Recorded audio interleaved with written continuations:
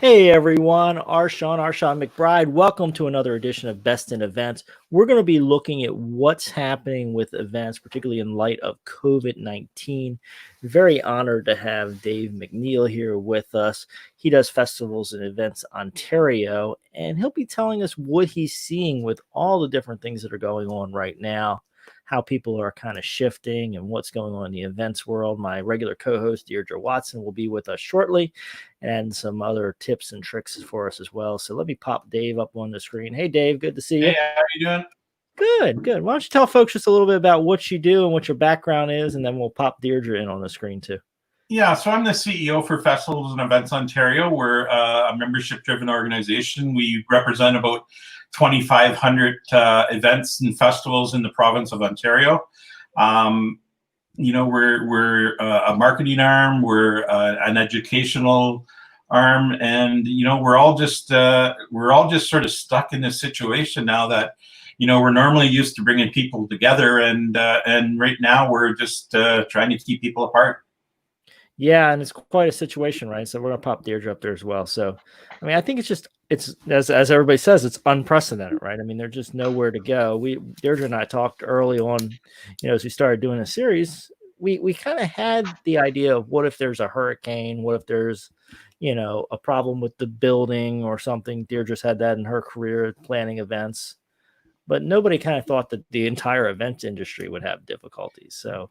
Well, and that's just it. And the biggest problem we're having here, and I'm sure it's the same all over, is, right now we're closed down for what they're saying is the foreseeable future. So what is the foreseeable future? And, right in Ontario, you can only have groups of 5 together at one time. So, we're left to wonder, and we're seeing our members and their festivals and events. We're starting to see September, October, and November events cancel now.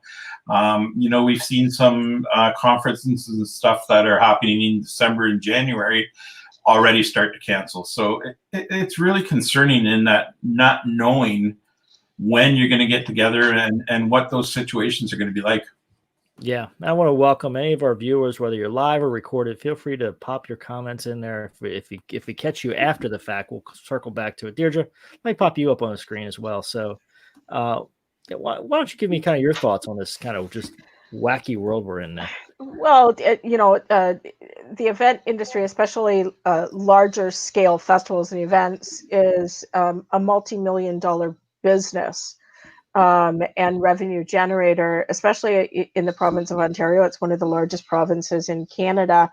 And I'm sure the US is feeling the same with cancellations of very large events like South by Southwest was canceled in March. Like, I think it was like down to the, week before.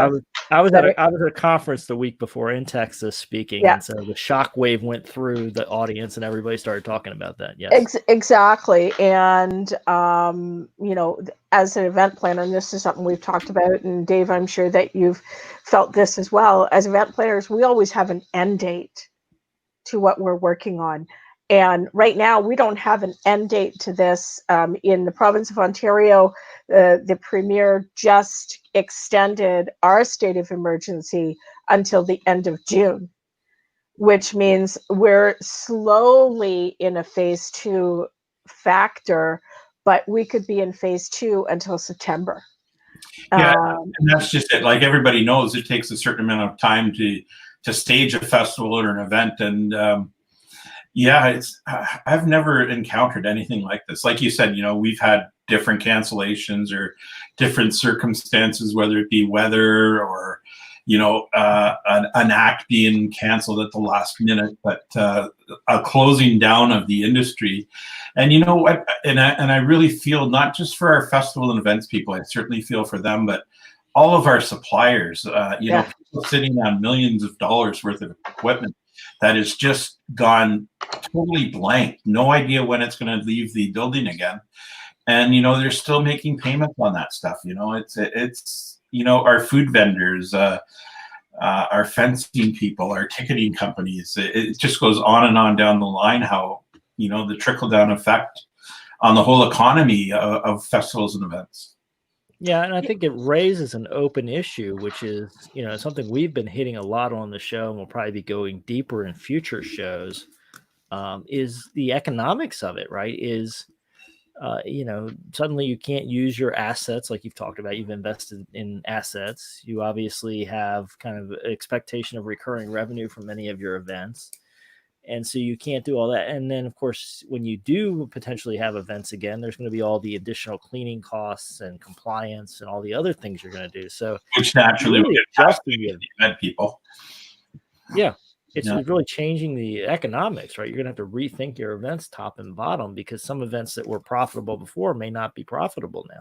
Well, and that's the other thing I worry about is our service clubs, like the Kinsmans or the Optimum clubs that, they run all of these walks and runs, and they, they run beer tents at different festivals and events. And, it's their source to drive money for their programs throughout the year. And without those events happening, their revenue stream is dried up. And I mean, most festival events aren't sitting on large pockets of money. You make enough this year to get you through to next year, and the cycle continues. And, that's part of the not-for-profit life. Some of us have a little bank that can help us through, a month or maybe 3. But once that dries up, I'm really nervous and afraid that what's going to happen to people as they go down the road. Yes. So, I mean, what are you projecting? I mean, what are you thinking as we go forward? I mean, do you think that some events are going to have to? I mean, are they just not going to be around in future years, or are they going to find new ways Well, to do it? you know what? I think some of the bigger ones that have multiple revenue streams and good government support will make it. We're fortunate in Ontario. The government has stepped up to a certain degree, with some wage subsidies and rent relief, but they haven't had a direct pot of money that's going to the festival and event world. We have a program called Celebrate Ontario, which normally funds to the tune of $20 million a year in granting opportunities to festivals and events throughout the province. They've announced half of that funding, but not the other half yet, and we've not seen any additional funds. We're working quite closely with the ministry to you have something out there that's going to back everybody up. Right. Deirdre? Yeah, one of the things I did want to ask you, because so many events have been canceled, and I know I'm chair of a not-for-profit gala, and I had to call it like 2 months ago when COVID first happened, because it's a gala where there's children with compromised immune systems would be at. And so we moved it to next September, because it was this September, which is Childhood Cancer Month. And, communicating to our members about the reason why. I know we all know it's COVID, but how are you communicating to your members, and what do you see other organizations in Canada and the US doing that is helping their membership? Well, we started out right away with providing our members with as much information as we could. We're not trying to make any calls or recommendations, but we're trying to provide the recommendations so that they can make informed decisions. We're passing on daily government releases, whether they're federally, provincially, or municipality driven. We're trying to keep people as informed as possible with all the public health stuff coming up. We've been working with other sector associations in Ontario, coming up with a sort of a back to work protocol on what we feel the industry needs to do to get people back together. But what we're really saying to the government at this point is, tell us the parameters under which we need to make sure that we're following, so that we can start thinking about how can we do that, and can we get people back together in some form or another. It's worrying when you hear big companies like the concert promoter, live events, yeah, Live Nation, $1.6 billion and hoping for a strong third and fourth quarter of 2021. I mean, that to me, that's frightening, because that's not just this year's gone. That's half of next year's gone as well. That's right. Yep. It's just a deep issue. So, So what are you seeing right now, Dave? I mean, is everything on hold, or are there still some events that are trying to find a way? And I mean, Well, there's nothing that's happened. I mean, everything's on hold because you can only have 5 people. I mean, people have made the conversion to digital, but there's only so much you can do in a digital space, right? And I mean, I think everybody, myself included, by the time you spent your day on Zoom meetings or GoToMeetings or whatever, you're kind of sick of looking at a screen. And you know, I know my family's trying to get together with Zoom, and I'm just trying to say once Done. I'm tuned out. Yeah, I get it. I mean, and you think particularly live events, because that's kind of that's part of the service or the excitement or whatever you want to call it that they provide, right? Is a lot of times, we're on the computer Monday through Friday for those of us who have office jobs, and we're meeting with people and we're doing that, and then on the weekend you want to go to an event, you want to go to a festival, you want to go to a concert. And I think there's certain situations where it works good. There's some people have come up with some good modeling. I think some entertainers and some talent have put out some really decent stuff, and there is good stuff out there, and there's good product available.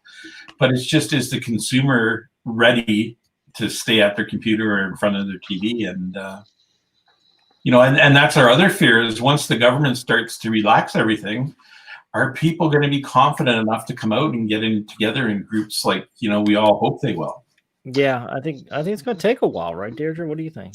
Well, totally. And a relative of mine that lives down in Texas or Arizona, she posted today about partitions in schools, and I was looking at this going, okay, how are kids going to see the blackboard? How are they going to communicate? How are they going to interact with each other? Because we're all social, and that's what we want to do. We want to be able to interact with each other, and that's why you go to an event. I go to an event to connect with my family, and so I'm curious. I know that the World Health Organization just released a report on large events.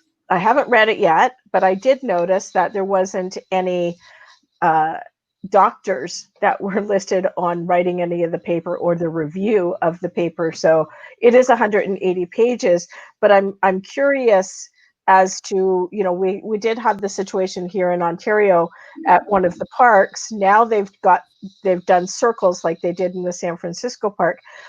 Do you see something like that happening in the future, Dave, where, how are we going to maintain a good social distance from people at events? We're working with a couple different groups that are looking at stuff like that. I mean, you hear a lot about the drive-in experience. We've got somebody that's looking at sort of a VIP sectioned off, for 10 or 20 people that would have their own washroom facility, food service, beverages would come into that. But, still in large groups, there's that coming into the situation, leaving the situation, cleaning of the washrooms. And that seems to be a big delay right now is the cleaning protocols on how you manage all of that stuff. I'm going to be really interested to see, with all of the stuff that's going on with the protests throughout the States and Canada, you know what? Yeah. What's going to happen with the spread? That might be right. A good test case for us to, you hate the situation that's happening, but I'm interested to see what the spread is going to be in some of those larger communities, because, there's thousands and thousands of people together with no social distancing, a lot of masks, but not a lot of masks. Well, it's a mix. Yeah, I was actually surprised by the number of protesters that are wearing masks in the videos I've seen. But still, we're gonna get a lot of data from and that would help it. Would be similar to an event, right? I mean, you have so it'll help in that front. I mean, I think that's a big problem. It's hard to plan for this thing because we just don't know where it's going. We don't know whether we're going to have a fall resurgence. You said events were canceling through September, October now. So we publish every year. We publish an events guide, which has about 2,500 events throughout the province. And you know what? We finished the guide right as the announcement to close the province came out. So, here we are to produce and distribute a guide. telling everybody in Ontario or coming to Ontario, here's some festivals or events you can enjoy while you're here, only to find that everything's canceled and on hold. So, you know what, it's still up on our site. The distribution hasn't happened because a lot of distribution channels are closed down. But really, when government officials or, you know, cabinet ministers or whatever are asking, I direct them to there, and I really say, you know, this is a really good capture of what would have been and what is not happening right now. And you know what? We don't have every event captured in the province. You know, there's many more that either aren't members or you know, aren't a part of the program. So yeah, it's distressing.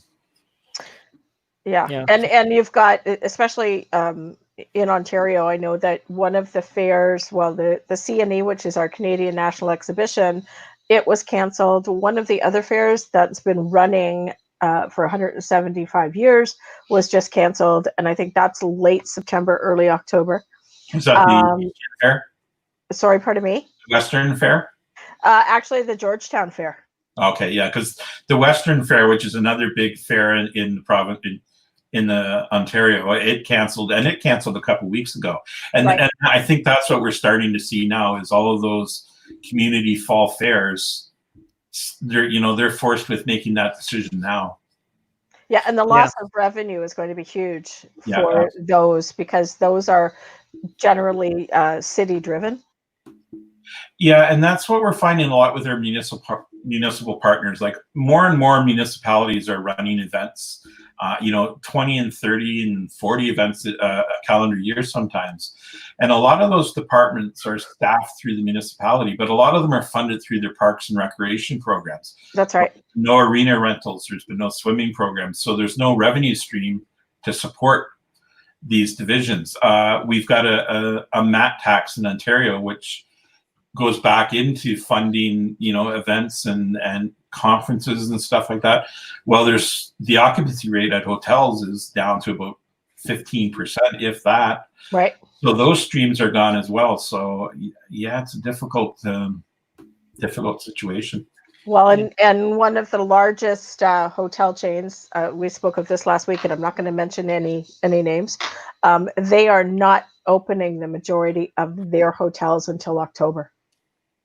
Yeah, it's a long wait, right? I mean, so, but we're looking at a 2 to 3 month advanced cancellation cycle from what I'm hearing, right? So basically it looks like the standard is just rolling delays 2 and 3 months out till somebody really tries to do an event. I think Deirdre, you mentioned there's a large event which is trying to go early September, right?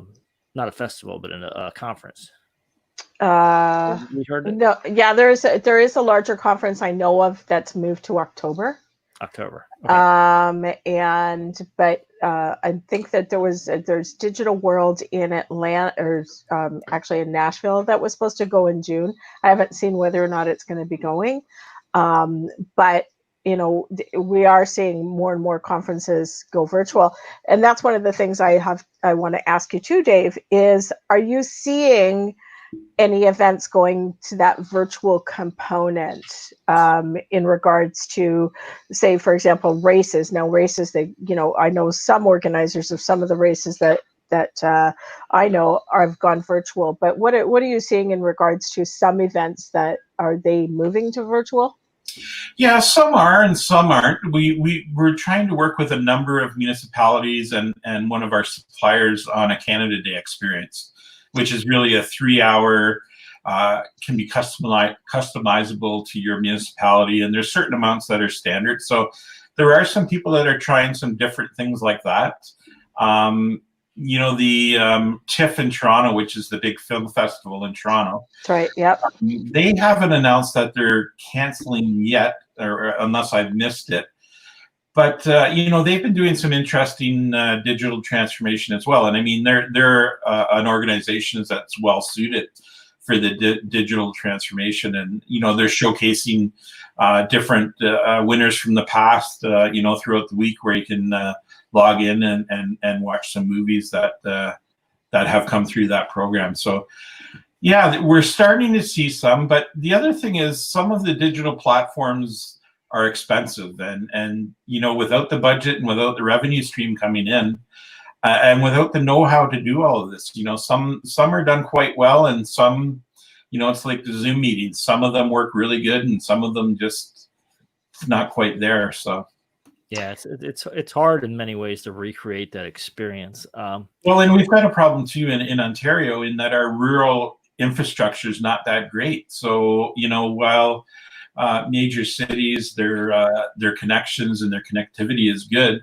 some of our outlying areas, they just don't have the service that can support the digital thing. So I mean, that's something, there will be positives that roll out of this, and I think that infrastructure and support will be one good benefit for rural Ontario, is that I think they will see their internet structure rebuilt and be able to play in that digital landscape.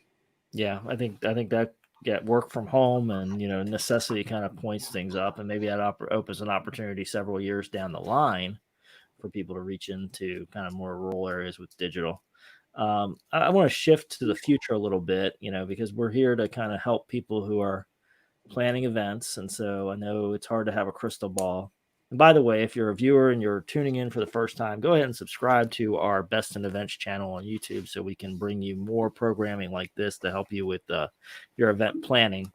And go ahead and subscribe and hit the like button so that we know that you're out there watching us, and we love your comments. Dave, so what do you see for the future, and what should people that are thinking about having events, what should they be focused on right now to get ready? Well, I think it's working with your public health departments and seeing what those new standards are going to be, like you said about the cleaning and the washrooms, and so I think staying ahead of the curve on how you're going to do that, and what the protocols are going to be. I think social distancing is going to be around for quite a while, and in some cases it might become a new norm. So line protocols and non-touch economy, the wristbands where you put money on your credit card and there's no cash transfer, or I think stuff that's sort of on the leading edge that might get bumped up quicker now with everything that's going on. I can definitely adoption, trying to first person, right? And really sort of sitting back and watching what pro sports is going to do, because there's a model that they've got to get people in their buildings sooner or later, and how are they going to do that, and what's that transformation going to be? And I think we'll be a part of that solution, and that how do you bring large groups of people together and do it safely, prior to a vaccine. Once a vaccine's out, then hopefully it's a totally different situation. But I think that whole fear factor will still be there, even with a vaccine, of people getting, certain age groups. The millennials, I think they'll flock as soon as you say, yeah, it's okay, let's go. Yeah. Because what you're seeing with the demonstrations, it's a mixture, but the youth is out there, and I think they're eager to get out there. 40, 50-year-olds, that might be a different story.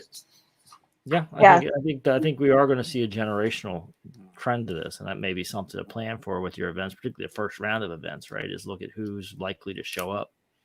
And the other thing I think of with the, not harking on the riots and stuff, but a lot of times festivals and community organizations, multicultural groups, it's a time to showcase their differences and celebrate those differences. And at a time like this, now more than ever, we need to celebrate those differences and bring people together to showcase, what builds a world and what builds a community, or, it doesn't matter what community you're part of.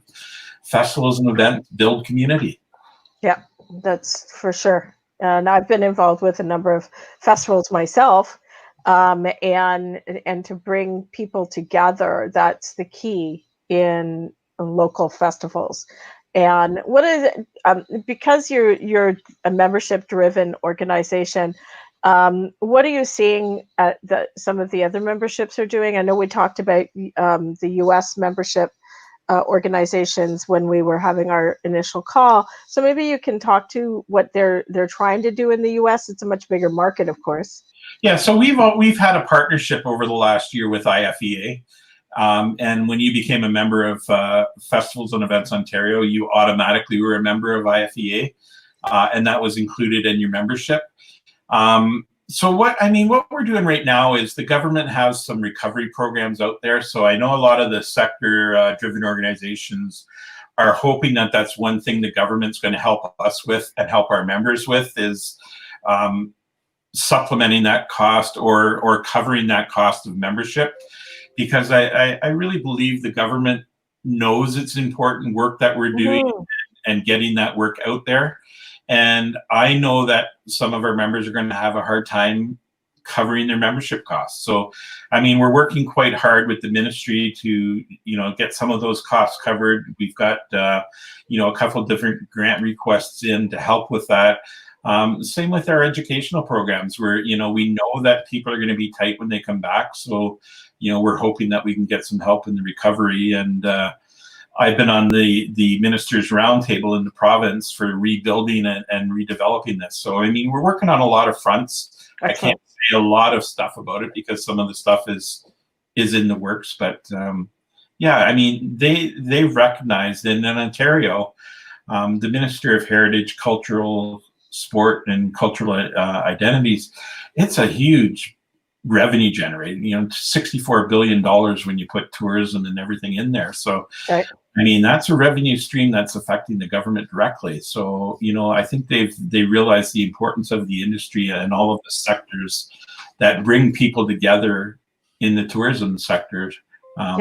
Come to an event, whether it's a 9-day festival or a 3-day festival, go to the festival 1 or 2 days and then see some of the local attractions, right. Hotel and make an experience of it. And all of those are feeling it now. I think this transition you point to is very important, right? I mean, how do you transition back into getting the events, build the confidence we talked about a few moments ago, and then into how do you get people to show up to the event?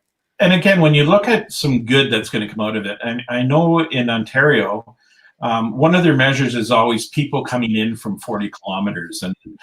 And we've always been sort of pushing that. Well, that's great. But it's getting people in those communities out and supporting the events too. And I think in the transition, this is going to be the key is getting people out of their house, into their community. That's right. And supporting community. So I think it's an opportunity with government that, those 40 kilometers away and coming in are great. And they're a big part of our tourism structure. But it's just as important to get local people engaged and out and involved in their communities, spending some money in restaurants or whatever the different questions are coming up. Yeah, I think that's just an important conversation to have and then go from there. So I'm going to pass it back to Deirdra here. One of the last questions I have is and it revolves around what we just talked about, because as an event planner, I've done events in Toronto and in Niagara Falls, which are two of the largest tourist areas in the province of Ontario, and they get people in worldwide. And I think one of the biggest concerns that people are going to have within that, let's say that 40-mile radius, is those that are coming in internationally. And even from the entertainers aspect as well. So what do you foresee might happen in that respect, Dave? Yeah, well, I mean, if you look at it from an entertainer's point of view, is if you're bringing in talent from the States right now, and I would say for the foreseeable future, that band and their road crew is going to have to be quarantined for 14 days before they perform on the stage. So. And then they may be able to do a small tour throughout Ontario. And then when they go back home, the same thing is going to happen. So I think until some of these quarantines are lifted, I think it's an opportunity to support a lot more local homegrown talent. Because I think those big name tours, from outside of the country for certain, are not going to be as engaged or traveling the way they did. Yeah. So again, another win for some of the smaller names actor or local talent. Yeah. It's a real chance to showcase Canadian, Ontario, municipally driven talent that people can enjoy. And because there's awesome talent out there. Yeah, and I think it's more pushed towards the regionalization, which Deirdra and I have been talking about for some of the bigger conferences. Go to regionalization, and now we're talking about events. Even these are regional events, but getting more regional in the talent, maybe more regional in the suppliers, more regional in everything. Yeah, we've our conference, we've sort of changed the way we did it, because that's part of what we're doing now is whatever city we go to becomes the host city. And one of their evenings is to showcase their community and what Right. they do, and, you know, a microcosm of their events and stuff that happened. And people are really buying into that, because you get a chance to see what's happening, what others are doing. And, you know, it gives everybody else a really great experience that, you know, this is what's happening in that locale. Yeah, Dave, well, you've been a fantastic guest. How do people find you and your organization? Yeah, so we're on the web at festivalsandeventsontario.ca. Easiest way to look us up. My email address, if anybody wants to get in touch with me directly, is dave@festivalsandeventsontario.ca, and we're more than happy to help out. Fantastic, folks. You know, make sure you check him out. I mean, Dave's got a lot of information. If you're thinking about doing something in Ontario, great resource.